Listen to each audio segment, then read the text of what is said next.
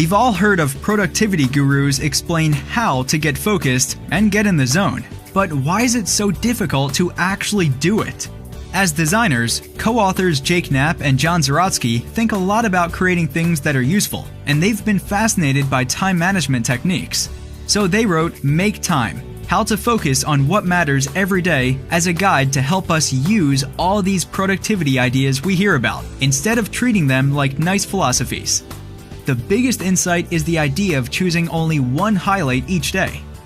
At the end of your day, what do you want the day's highlight to have been? Perhaps you want to make sure you've spent quality time with your kids. Whatever it is, create a block of ultra-focused, distraction-free time for 60 to 90 minutes. And then reverse engineer your entire day so you can actually dedicate that amount of your attention to your highlight of the day. The result will be that at the end of the day, you'll have succeeded, because instead of being reactive throughout the day, you proactively allocated your time and energy. One key lesson is that we need to shift from thinking about big goals and always driving towards them. Back off and design your time one day at a time.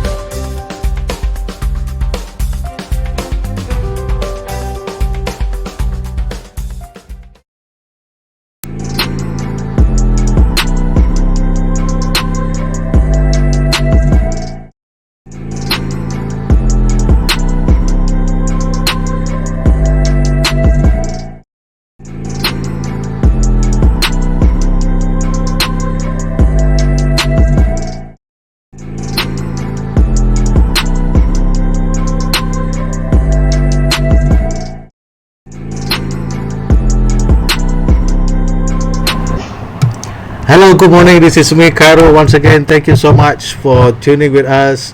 And today we have someone special with us on the topic of business transformation in the new normal, COVID. COVID means where it's heading.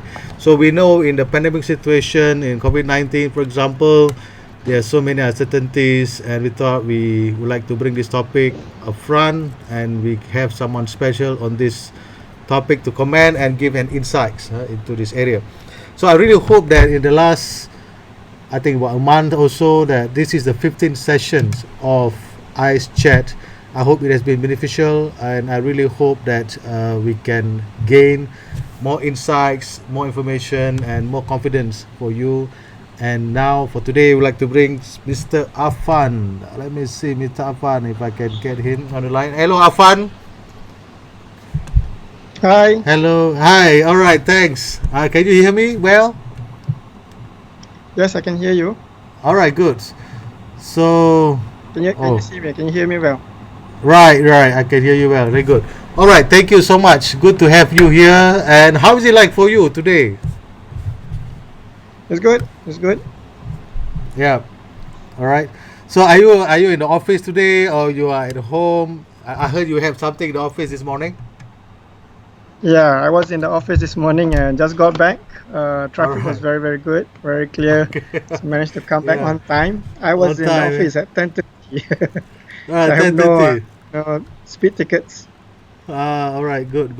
No, good that you are safe as well. Right. So the topic today, business transformation in the new normal, COVID. So we want to make this sweet and snappy.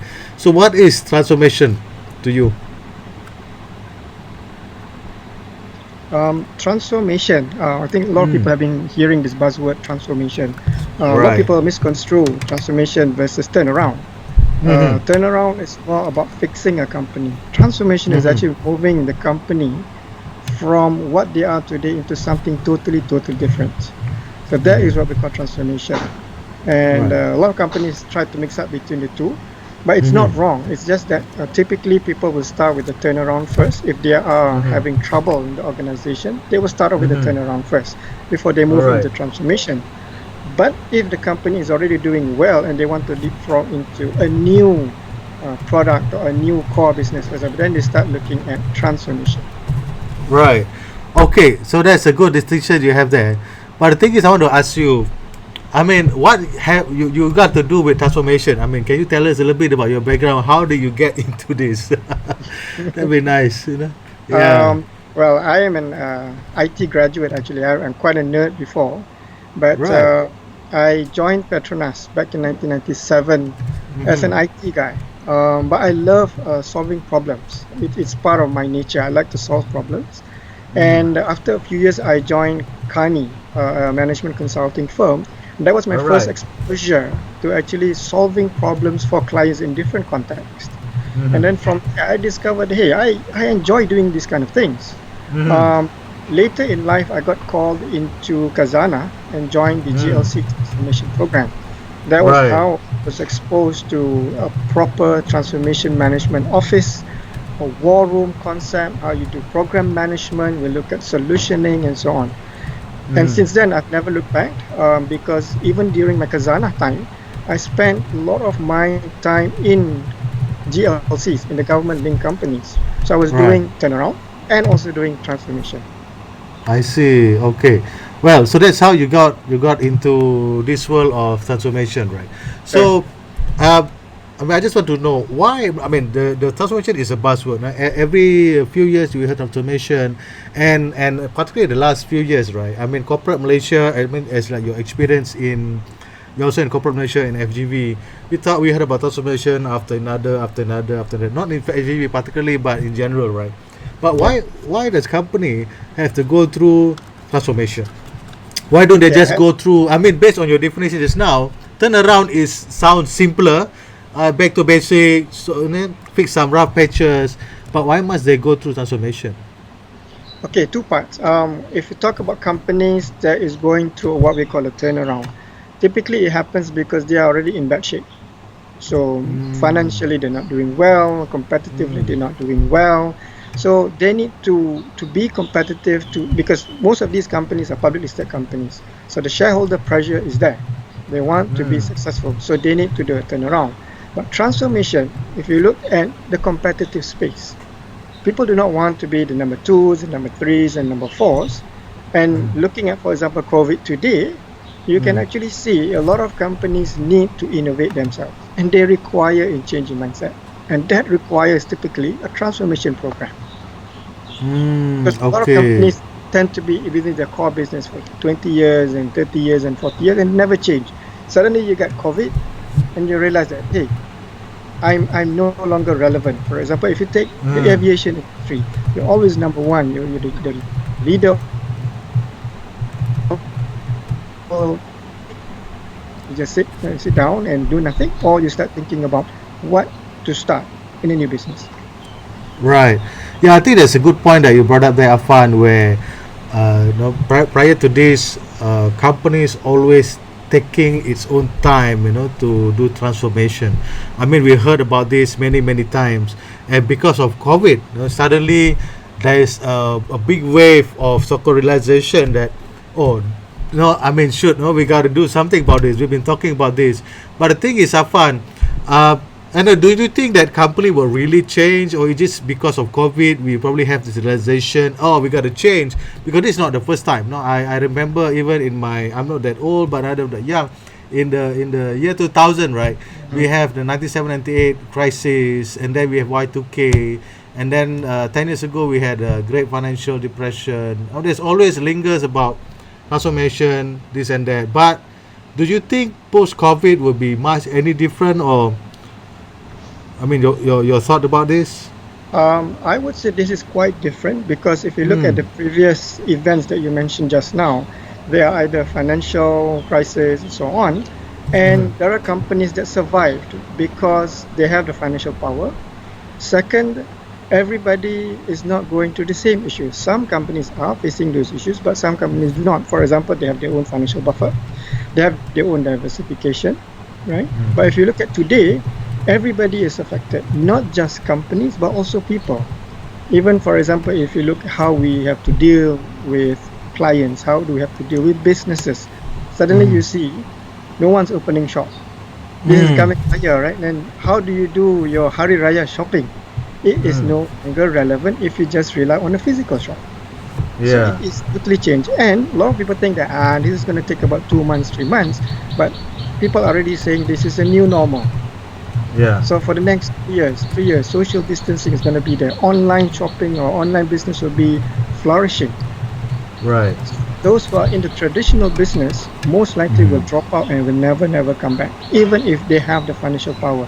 So what you actually need is change, and that change is not coming fast enough. So we can continue looking at the 1998s and all that, because during that particular point in time, they can survive by having enough cash. Today, even if you have cash, you can't spend that cash. Right. I think that's a good point that you brought up, where there's a need of mindset change, right? And there's also, in terms of cash, not many companies keep a lot of cash these days, and many on very, very high gearing, especially in the name of growth. Even banks, in the name of growth. I read one article that it used to be banks rely on deposit taking for lending, but they interbank institution credit, right, to justify their lending. One bank owes another bank, and when there is another situation, there'll be some systemic. But the thing is, why mindset change is so difficult, and how does your role as a chief transformation officer help in this situation? Before I do that, I think the first thing I would like to mention to you is, I use this analogy of having a frog being boiled. Sorry, it's a little bit noisy. You put a frog in a pan and you slowly cook it, right? It doesn't feel that change, and that is what is happening today in many business environments. Right. So because of that, a lot of people don't like this slow incremental change, and they take their time because there is no desire or no pressure to push themselves towards transformation. So a lot of people try to get away with it. They try to get away with it and say, we can hold on, don't worry, the next 3 months and 6 months. They don't need to go through the transformation wave. Right. But look at what we are facing today. We cannot afford to do that because people are bleeding cash. People can't go to work. We can't pay salaries. People don't buy. When you don't have salaries, people can't shop. People can't buy things. Right. Yeah, I think it's a moratorium for you have money, but you can spend. Right. I think that's also another good point, that in other words, the desire to change is still at the old level, and we still play hide and seek, with it, instead of just do something about it. But the thing is, how does a role as a CTO, Chief Transformation Officer, help in realizing all this for the organization? Not just in FGV, but also in general for other companies. I suppose the first thing that we need to do is to create a platform to say that, do you have the desire to change? A lot of people say, I have 2 more years to retirement. Why do I need to transform? Why do I need to change? I leave it to the younger generation, for example, right? But if you look at the industry itself and look at the economy, people are dropping off the employment just like that, right? So we cannot just simply say, I have another 2 years to go. So what I normally do is to create that context. Guys, if we were to do nothing, this is going to happen to, and we can actually extrapolate. Second, do option A, for example. We can do incremental change. We'll probably get here. But if you go in transformational leap, then you might become number 1, because there will be players who drop off because they do nothing. But if we make leaps and bounds kind of innovation, you'll be able to get and become the leader of the particular industry. That is what we call it. And you need to have the guts, but at the same time you have to have all the analytics to support you for that particular new business model. Right. Okay, you mentioned a keyword, something that I'm very excited, which is innovation, right? So so innovation and in transformation, what does it do? Is it a new product? Is this on a new service, or is it just looking at the old stuff, repackage it? or is it a new customer? Maybe you can expand on that, Affan. Okay, I'll probably cover on three parts. One is if you look at today under COVID, right? The first thing is everyone's doing work from home. Suddenly, I guess if we were to look back 6 months ago, if people talk about virtual meeting is not effective, today it's a mainstay, right? Yeah. Why? You know, I want to add on that. 2 years ago, I had someone contacted me on LinkedIn. You know, at that time, so my time's a bit busy. I couldn't catch up. I told him, why don't we have an online meeting? Then we talked the first time. You know, so maybe if we found a way or things that we could mutually work on, then we can meet. And that person got offended. He never contacted me again, and he even sent me a message saying, "Oh, Carol, you are so arrogant. Don't even want to see me. You know, business is a social contact." That's what he said. You know, and building on that, you know, like you said, it used to be virtual meeting is a no. I mean, we always believe business is a human, personal, a personal touch. All right. So okay, Bill, go ahead, continue. So that's the first one, right? Yeah. The second part is that when we look at how we deal with things, for example, if you talk about supply chain, suddenly you don't have your trucks, you don't have your deliveries. Right. For example, recently I read an article that the vegetable producers in Cameroon, vegetables, they can't ship out because there is no transport. And then you have the innovative players, people like Lazada and so on, they manage to fill up the gap. Will you be able to do that without innovation? The third is actually getting your products out quickly when you have something like this, like the pandemic, right? So that's why you see the digital platforms start coming in. Even for us, for example, we start looking at digital platforms. How do we sell online? People are afraid to go out. Can we do door-to-door service? And it covers both products and services. So for example, in the financial industry, and you're so used to the personal touch of having a face-to-face meeting, suddenly Zoom is the norm. And we have our meeting online, and you've been doing that for quite some time. Suddenly it's becoming, right?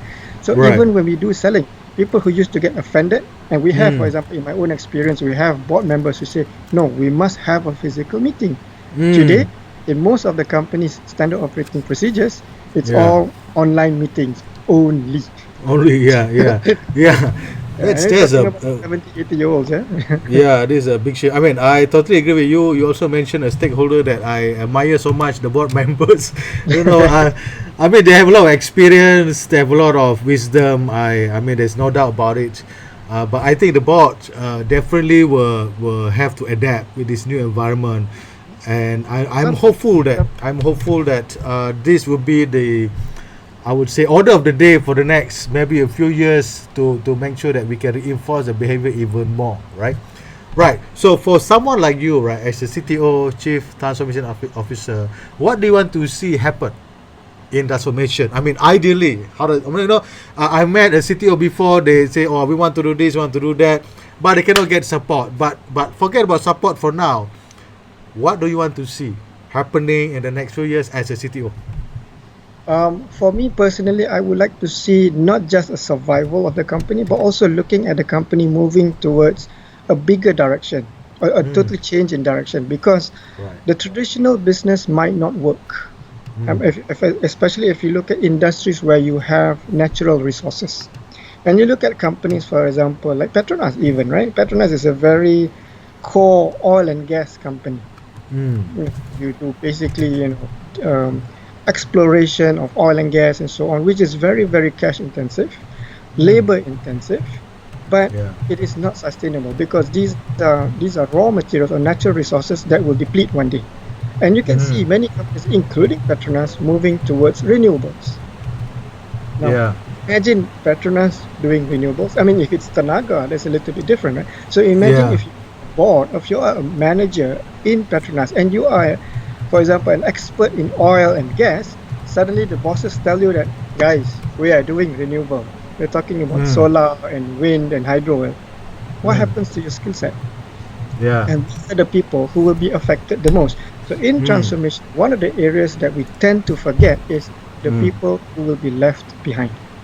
And they, if they are left behind, they can become either sabotage the whole Right. business object, or they can become a paperweight. Wait for it. Right. Yeah, and that is Right. also a burden to your cost. Right. So Okay, that's cut the story short, basically yeah. transforming companies, especially Malaysian companies, this is actually an opportunity to go beyond Malaysia, because a lot Mm. of our demand tends to be within Malaysia.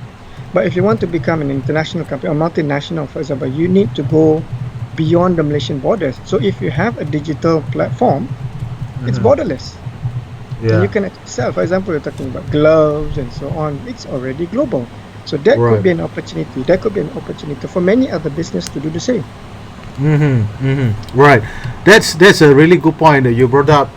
One is the digital, secondly is the borderless business, and the thirdly is the people side. Yeah. So I totally agree with you. For example, like the last few years we see banking. Banking goes through digital fintech. Yep. But there's still, excuse me, with due respect, there are still banks that petty on reskilling their staff. Still believing in branch, still believe in heavy sales environment instead of upskilling their staff, do a higher level job and improvise their skills.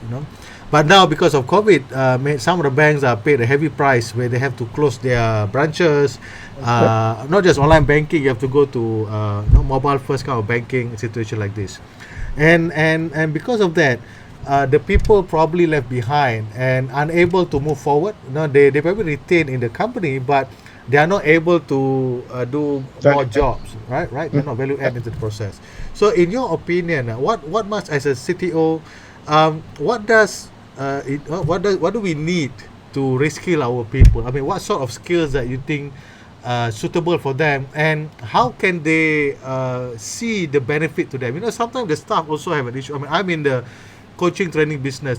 Sometimes people, they come to the training or coaching, they say, oh sorry, we're just being forced to come, and what to do, my boss yang suruh Yeah. datang, so I datang kan. Yeah. So how can we make them Yeah. realize that, hey, this is for you. If we don't just do this for nothing. Can you help me share your experience in this, Affan? I go back to that analogy again, where you have the frog being boiled slowly, right? And this is the typical employee, where they feel that why should I even bother changing? I've been forced to come for training, but they don't see the benefit of it until the letter comes to them. Right. Yeah, that's Right. number one. Second is you can actually do a lot of scenarios, because you see, when I do transformation, I always look at different viewpoints, and one of the important viewpoints are the people who are being affected by this, because one of the typical questions they will ask is, what's in it for me? Because when you Right. talk about transformation of a business, it's simple. You talk about your bottom line, you talk about your top line, you talk Right. about saving costs and so on, you're talking about being number one in terms of positioning and so on. But Right. from the employee perspective, you have to be fair to them that maybe they don't have Right. the skill set, or they don't have the IQ or EQ to do it. So Right. what do you do with that? So will there be opportunities? Because I know, for example, in some of the companies, what they do is, you mentioned branches, right? So when you close Right. branches, there will be people who will be out of a job, or you might even want to shift or change that branch beyond just serving one particular product. So they can open franchise, for example, and they can do other Right. things as well. Because the minute they can start selling something, what's stopping them from selling product B, C, D, E, F, and G? Right. So you need to create that environment for them, because you have to be Right. fair. If you and I, right, if we are like 50, Right. 60 years, why take that risk?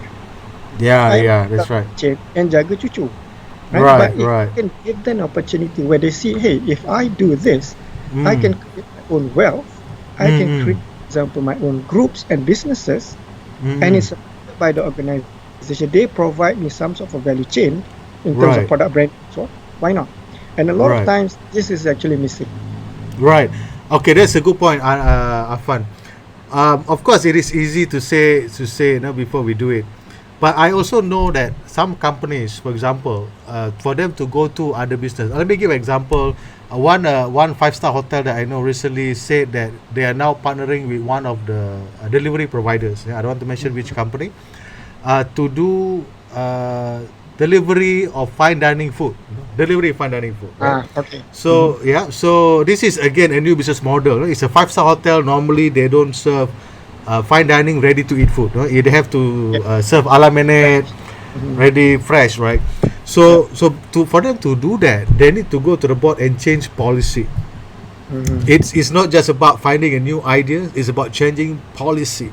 And because they are a 5-star hotel, the policy has to go to national level, regional level, and global to get endorsement. Okay, go ahead, right? So how does company, I mean, of course, let's say they are a local setup, they need to change policy, they need to go to the board, and they have to deal with the board that is probably backdated, stay safe, no risk taking, or some of them yes, some of them just, sorry to say, stamping saja. So I mean, how do you influence, I mean, I'm sure you don't work alone, right? How do you influence this situation so that we're able to take that lead for the companies?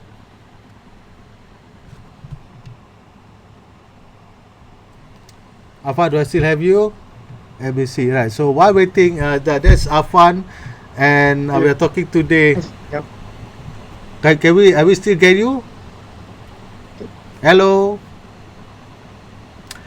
Affan. Hello. The line Yes, is go breaking ahead. up. All right, yes, go ahead. Okay, Go good. ahead.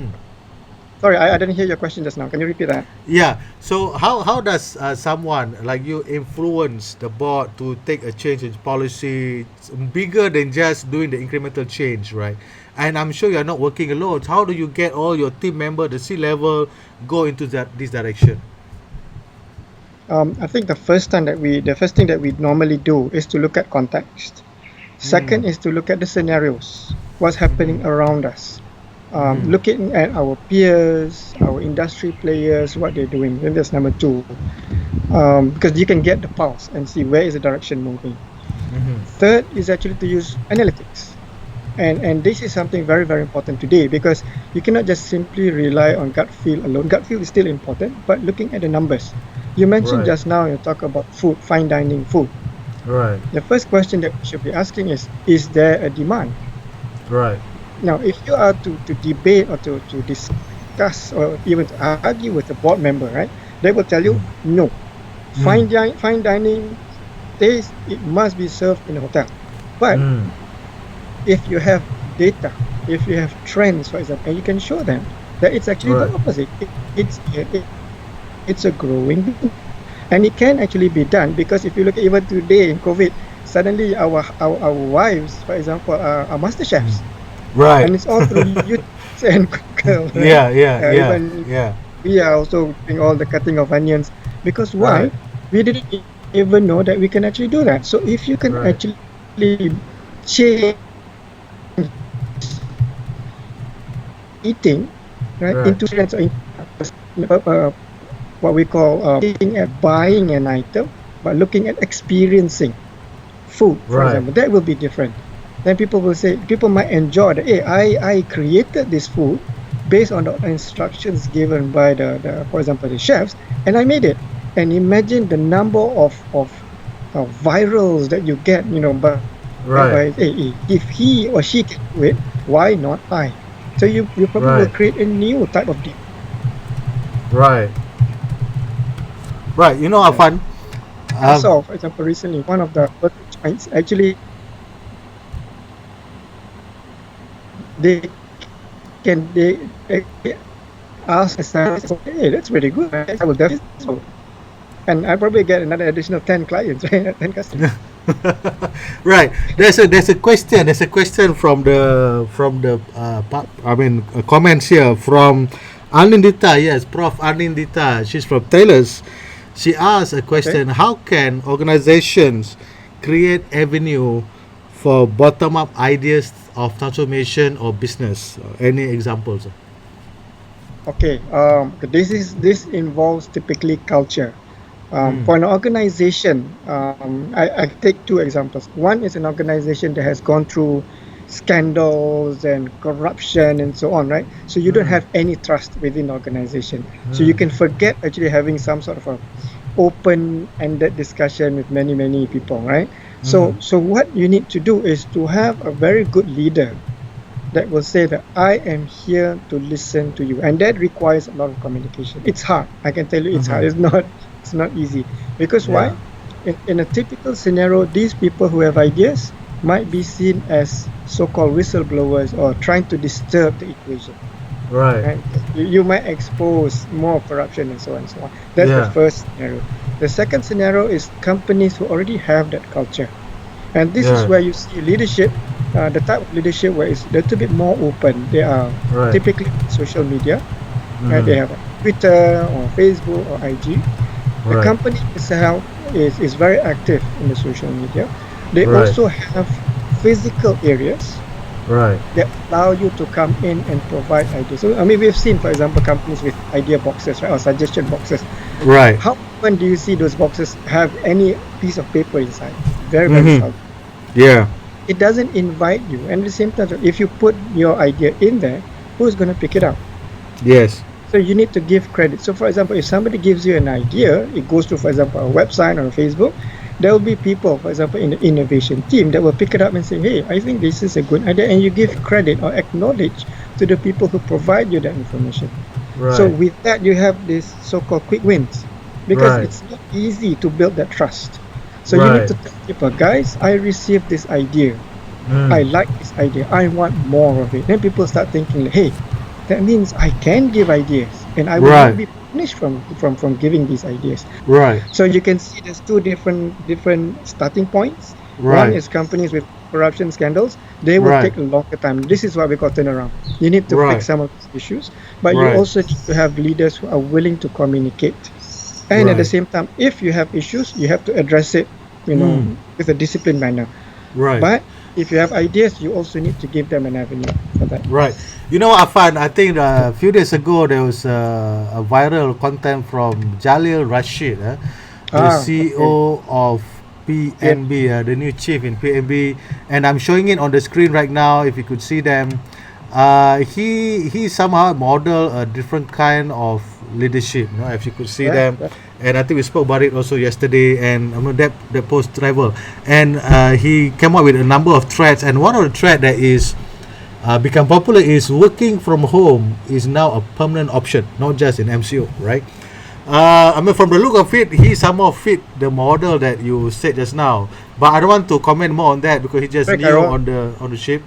So, working from home, what's your thought about working from home, and do you think this should be a transformative policy for a company? Oh, I think I'm losing Affan again. I don't know what's happened to the internet now. Affan, can you hear me still? Yeah, I can, but you're breaking out. I think I get what you're trying to say in terms of the new normals or working from home, right? Yes, and how it's part of transformation. Is that correct? Yes, that's right. That's right. Okay. Yes, it is. It is definitely a key driver towards transformation, because suddenly you have a successful case, which you said you can't work from home, teleworking.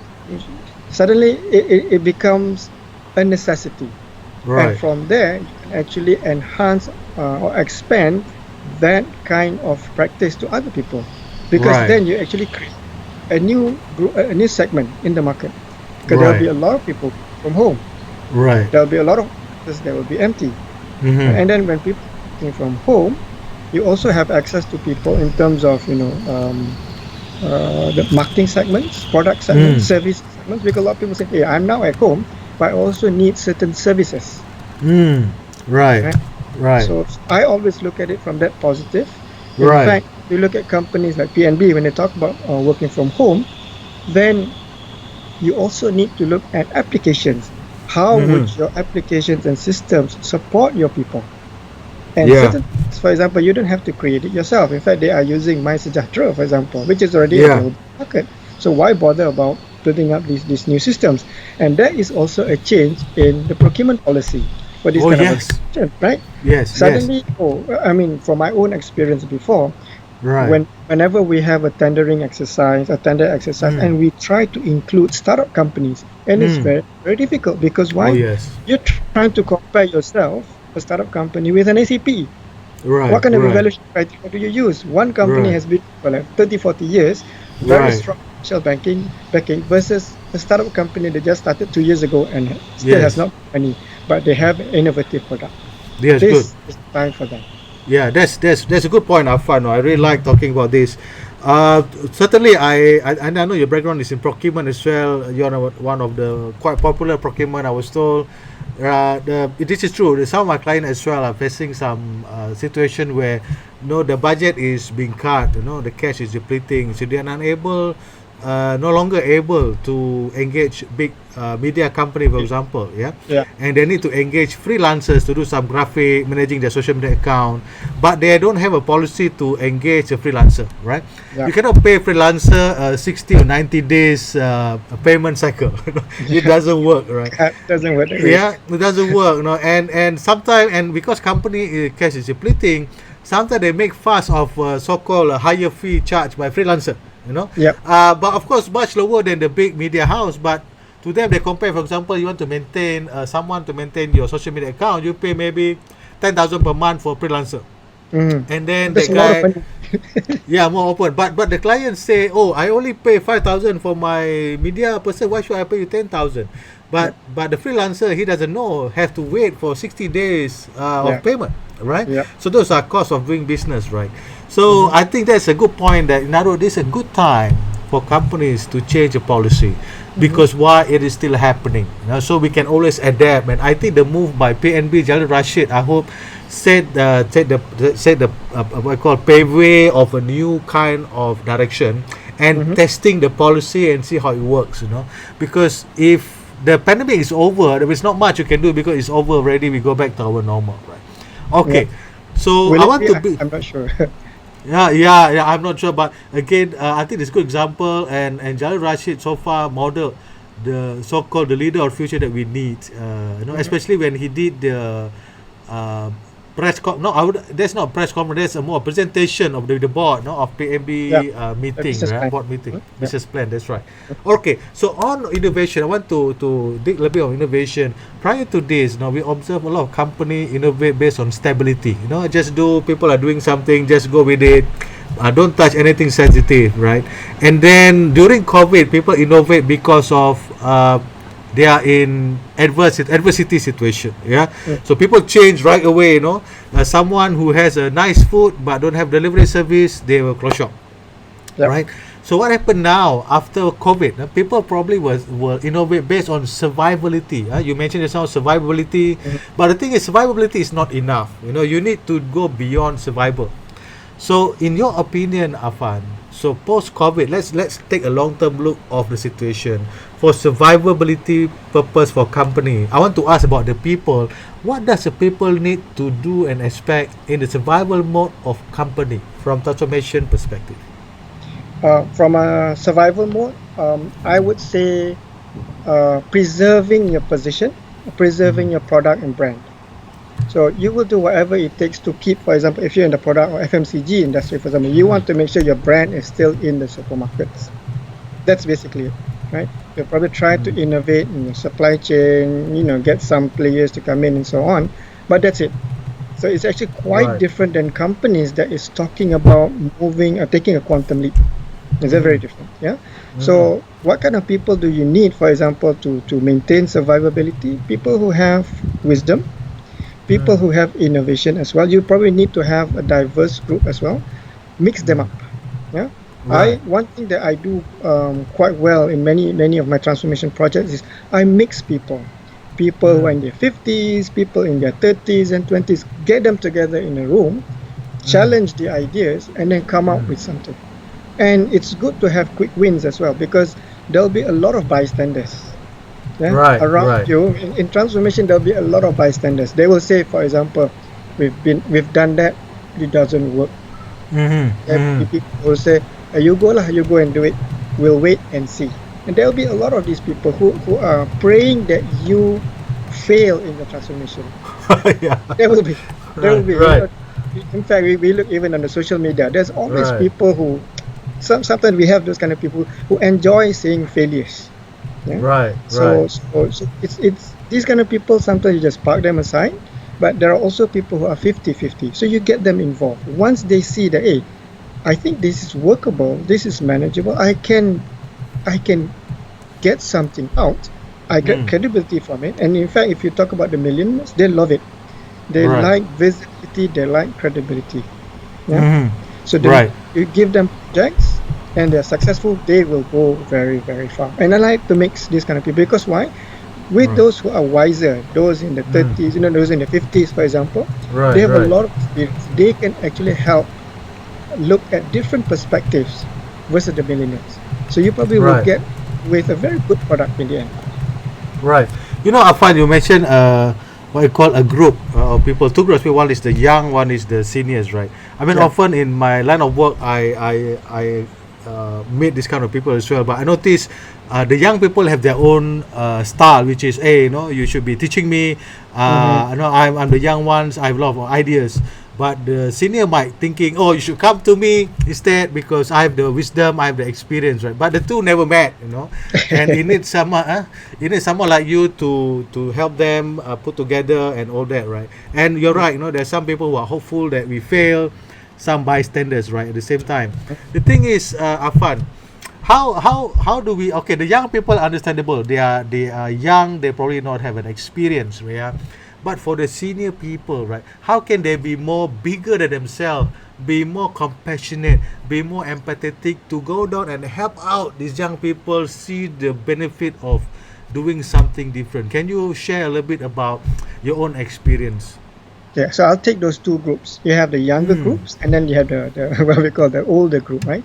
So the older group, we need to accept that they might not have the energy like the younger one. The younger ones are eager to push, they can work late at night. Sometimes you talk to the guys who are a little bit older, they might be a little bit laid back. They might not Right. want to take certain risks. I'm not saying everybody, but there might be some. Right. But we need to actually go through and layer by layer to see what they actually have. They might have Right. concerns, yeah, because Right. it goes back to what I call the what's in it for me. From their perspective, I have 2 years to retirement. Why should I even be involved in this project, which involves late nights? I have to think through, I have to be stressful and so on. I might Right. just stay home and jaga cucu, for example. Right. Right. But Right. we need to tell them that your value is your wisdom, for example. And in fact, I've seen many organizations that when those who are closing to retirement leave the organization, you have a vacuum. Because Right. all that Right. knowledge is actually here, it's in your head. And Right. it's Right. institutionalized. So what we can actually tell them is that, guys, you have a lot of this knowledge. Why don't you impart that knowledge? You can become mentors. You can become coaches, advisors for Right. example, the younger generation, right? And Right. then from the young group, for example, they can actually look at different ideas. No boundaries. They can try all kinds of things, but you Right. also have all these advisors around. Yes, it's difficult because you're talking about two different perspectives, right? So Right. what transformation has is try to bring these two together. And how do we do that? We use tools and methodologies. Right. Right. We do facilitation. We do, for example, Lean Six Sigma. We talk about, Right. you have, for example, design thinking. Right. And this is, we use all these tools and analytics to bring them Right. together. Right. Okay, Affan. I mean, that's a very good point that you mentioned over there. Now, I want to ask you. I mean, as a person, you also involved in financial investment, right? Financial Yeah. investment side. There's another side of you that I see on Facebook, and I think we know that.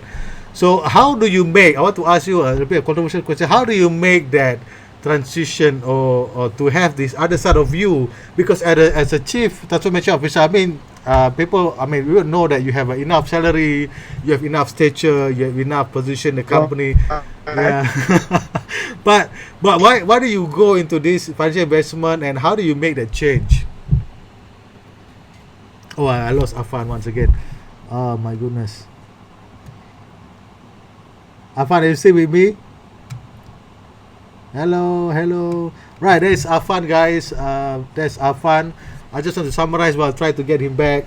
We talk about transformation today, and transformation has many facets. And one of the areas we talk about is about people development skill. Affan, are you back?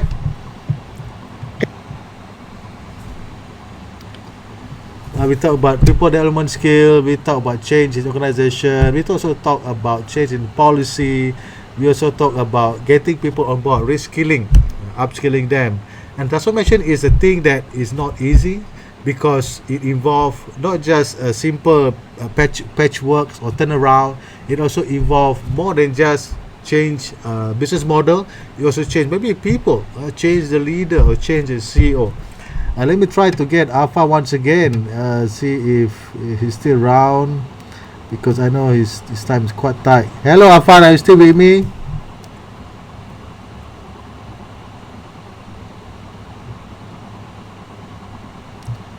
Let me just try to get this once again. Wow, I lost him.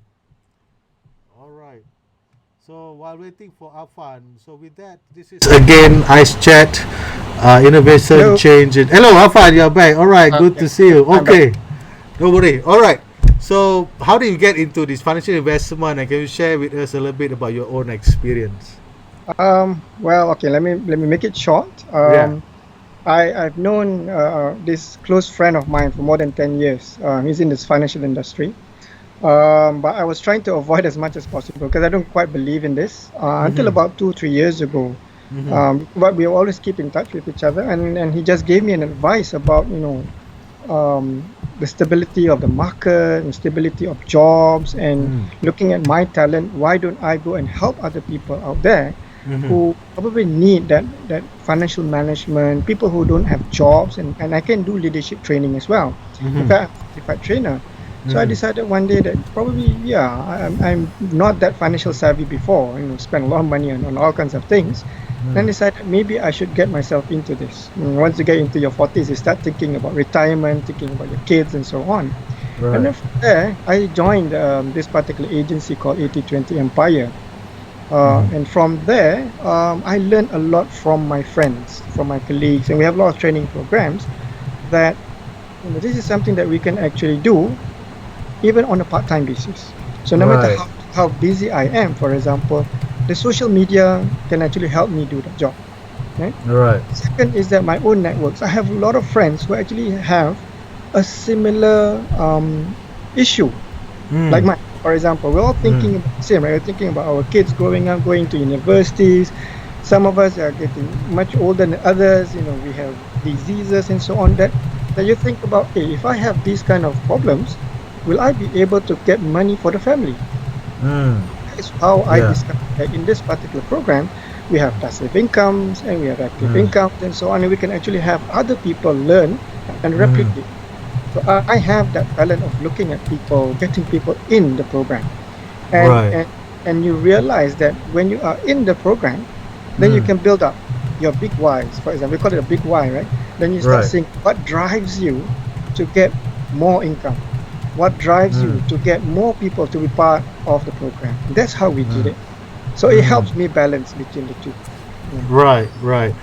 So in your opinion, Affan, I mean, you're totally right about there's a certain perception previously about how financial, this is only for someone who mungkin tak ada pelajaran, only join into this, right? But what are the criteria to select? Let's say there are people out there who are interested, who get excited about when they hear this. What are some criteria that you would outline for the kind of company that the people should join or should consider joining if they're interested? In fact, the entry criteria is very simple. SPM, 3 credits, above 21 years old. You have to go through certain assessments and classes. It's pretty basic. So we have seen people from various backgrounds actually join this kind of organization and being successful. So there is no, I wouldn't say there is no right attitude or right criteria, but what is important is actually to have the right passion and drive. For example, for me, it's very simple. If I continue working in the corporate world, as you said, probably comfortable life, but will that job be permanent? We don't know. But I have a special child, and he needs money, and it goes beyond 18 years old, because when the other children will probably get work, get jobs, they get married and so on, they'll be. But the special child, I have one autistic child, for example, he needs me forever. So I need to have that kind of avenue. So these are the kinds of people, and if you look at different people, they have different challenges. They probably have a lot of debt. They probably have special children at home. They probably have parents who are ailing parents, for example, and they need money. So from that perspective, you build up in their mind that, hey guys, you work hard, you'll get it. So you put aside all your ego, your bad attitude, and because sometimes people say, I'm already a senior person, I don't need this. Hey, you never know, because it's unlimited income anyway. time, right? So we don't know, and that's part of Right. life transformation. Yeah, that's. I want to say that no, it's not just about business transformation today that we are learning from Affan. Also, a personal transformation, life transformation, and it seems that Affan is doing successful, and we hope that Affan, for you, continue your success, and not just building your financial future, but also have what we call a better family altogether at the same time, right? So, in terms of building this life transformation for you, and for I see you're very active on Facebook. Let's talk a little bit about personal branding. You don't mind? Can we have another 5 minutes? I know we promised only until 11:45. Can we have 5 more minutes, please? Can. All right. So let's talk about personal branding. How do you do it? I mean, is there any one or two strategy that you would like? I'm sure that a lot of people that know you, listening right now, looking at the Facebook there right now. What are some strategies that you can share with them about personal branding, social media? I think personal branding is not something that you just do on social media. It's also about yourself, because you also have friends in real life, right? It's not just Facebook Right. friends. So these Right. are friends who you already know for many years, and they know how you work. And you have the certain values. For example, you have integrity, you have trust, you can be trusted and all that, right? So that comes as a package, right? Second is social media enhances it, because why? In your circle of friends, let's say for example the closest friends that we probably have about 200, 300 people, maybe. I'm stretching it, right? But Right. beyond that, I mean, Facebook, for example, you can go up to 5,000 friends, and then you have followers, and that's borderless as well, right? And if you talk about Instagram and Twitter and many others, that's how you can actually enhance that through whatever brand recognition that you already have. If, for example, you are a fresh graduate with no network, right, nothing, right? You can always rely on, for example, using a circle of influence or center of influence. You can use somebody else. So that's why in our agency, for example, we rely on other leaders. It's been there. So, for example, if you meet a fresh graduate in our agency and talk, I don't know anything about you, we have no experience, but I know your agency, and your agency is led by somebody. And that person has been there for many years and gone through recessions and so on. So you can actually rely on those COIs, we call it. Right? But from there, build your own track record.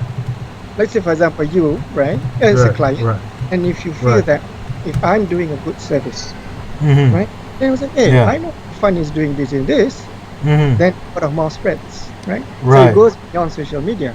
But the social media enhances it, because why? When we are sleeping, it's doing our branding for us. Right. It's very That's a good. Yeah, that's a good tip on personal branding over there. So one last one before we move on. So what do you want to see happen, Affan, that in transformation in the next few years in Malaysia, particularly in terms of small business as well corporate Malaysia? Your thoughts? Okay, let's start with the corporate Malaysia first. I would like to see more companies, especially government-linked companies. I'm quite passionate about government-linked companies. I was part of the GSA transformation program to make them become leaders and go beyond what we call GLCs. You become MNCs. Something that we can be proud of. I mean, we look at Petronas, we can be proud of Petronas, right? But can we make that, for example, others? I mean, CIMB, Maybanks, and the likes. We want them to go beyond that, beyond regional, maybe global, right? That's number one. And then if you talk about small companies, in fact, today, because of digital, we are seeing small companies coming out of nowhere. I say, wow, we didn't know. For example, one company that I'm very fond of is Aerodyne. Aerodyne, yes. Asian company, and it's number one in the world, right? Top 3 in the world. And it's very commendable, because why? You fill the gap. Right? Yeah. When previously you had to rely on people to do all these surveys, right? Visual surveys. You have to climb up, silos and buildings. You have drones now that can do that job, and you incorporate data analytics and all that stuff. You have a new avenue or a new opportunity. That is what I'm looking for. I'm very proud of Aerodyne. And then from a personal perspective, I want to see people with good values. I think that's very important, especially when we go through pandemics. And we know there's people complaining about people going out and got issues in terms of following orders and so on. Hopefully we can become an orderly society. That's very important. Right. Good. Thank you so much, Affan. I think I will stop right here. I mean, we Okay. already bought more of the time that we planned to. All right. Thank you so much, Affan, for being with us. And I'll go to say hi. Bye bye to you. Selamat having a good day. Selamat berpuasa. I see you again All in right. the few minutes later on. Okay. Assalamualaikum warahmatullahi wabarakatuh. Thanks, Affan. Yeah. Take care. Thank you very much. Waalaikumsalam. Right, so that's basically Affan from Felda Global Ventures, a chief transformation officer, talk about business transformation. And there are a lot of things that we heard from him. I'm sorry that we lost him once in a while. So three key points I'd like to highlight here. One is on policy change, get a buy-in from your board, and of course, don't forget your people. I'm going to do a summary roundup on Instagram, probably later in the afternoon. You could check our Instagram, Khairul_detail leadership. See you there. Thank you so much. And ICE again going to be air on this Thursday and Friday. We have a special guest on digital and also on local business. We would like to feature. Check it out. Our ad. Follow us, like us, so that you can be updated. And if you think our content have give you some value to you, please like and follow us and share our videos. Thank you so much. Have a good day. Assalamualaikum warahmatullahi wabarakatuh. Bye bye. Thank you, Affan.